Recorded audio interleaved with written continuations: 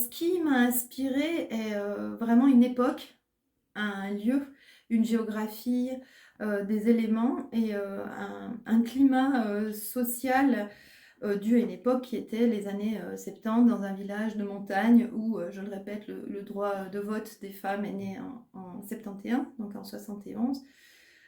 Donc de fait, l'ambiance était, presque violente, pour les minorités donc. Ouais, c'est très émouvant parce que l'entendre, c'est ben, voilà, il y a plus d'émotions parce qu'il y a de l'intensité. Il y a aussi, il y a l'émotion du comédien. Donc moi, je l'ai encore pas entendu en entier, mais je me réjouis de m'y plonger. Elle a une très belle voix, ce qui pour moi est assez important. Non seulement une diction, un ton, une manière, de raconter, mais en plus, vraiment, je trouve une très, très belle voix. Donc, voilà, il y a beaucoup plus d'émotion à la lecture à voix haute que lorsqu'on lit dans sa tête.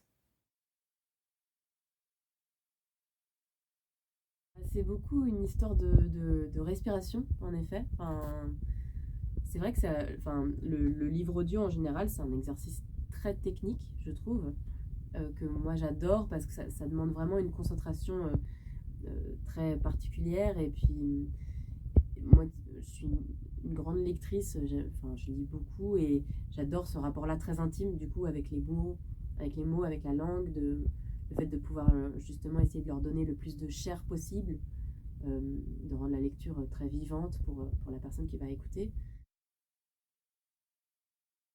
J'étais très admirative, je trouve que c'est un premier roman épatant parce qu'il est à la fois très fort et très pudique. Euh, il y a quelque chose de vraiment très, très acéré dans cette langue-là. Et puis, ce qui est très agréable après pour une lectrice, c'est de sentir tout de suite l'oralité très forte de cette langue-là.